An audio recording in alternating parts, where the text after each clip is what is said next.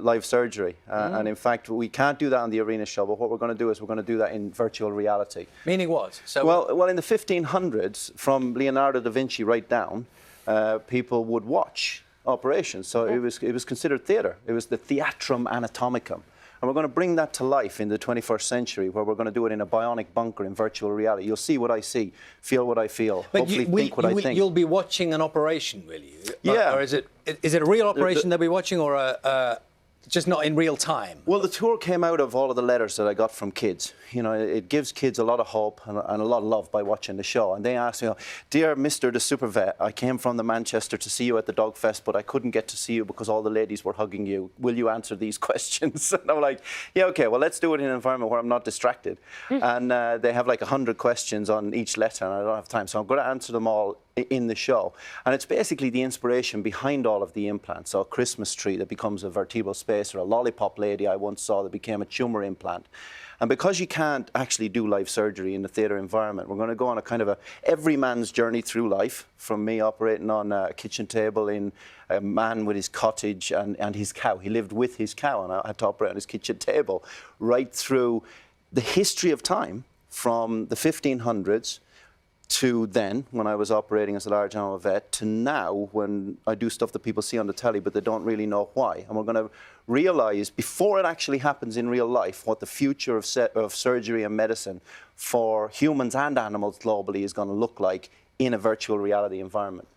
Gosh, it's, you know, as a pet owner, it's heartbreaking when you know that your pet has to go through that surgery. Yeah. And this was lumbar spine surgery, Christmas tree, because there were a couple of phrases you mentioned earlier that I was a bit confused about. That segment there actually talked to two of the things that we were talking about in the break there. One was the Christmas tree that I mentioned, which is the spacer that was invented to space the vertebrae together. So I saw a guy putting Christmas trees on a truck, and he couldn't get the last one on, so he pushed the point of the last one into the truck and eventually got it in. And I thought, well, we could use that to make a vertebral spacer to push collapsed vertebrae apart. But you don't get to see that on the show. Where does the inspiration come from? Yeah. And when I was trying to make a tumor implant, I couldn't connect it in 3 dimensions, and I saw a lollipop lady. So I made a lollipop connector to connect the arm in 3 dimensions like an internal terminator.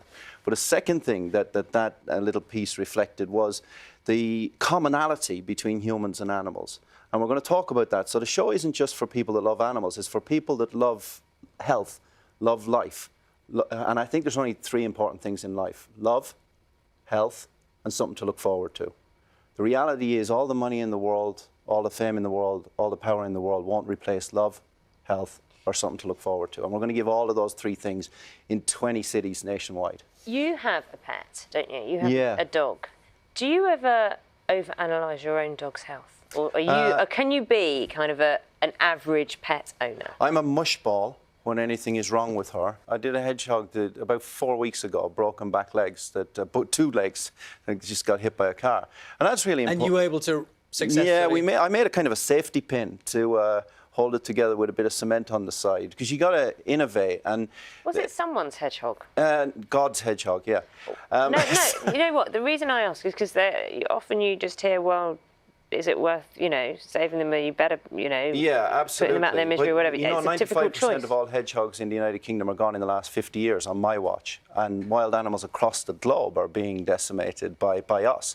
And one of the messages in the show is we have a moral responsibility to look after them. So the direct answer to your question is yes, the smaller they get, chinchilla, hamster, guinea pig, hedgehog, absolutely. But right up to elephant. I think we have a moral responsibility for all of it. And I'll tell you what, I think that if we look after the animals on planet Earth, it makes us better as humanity. It makes us a more compassionate society.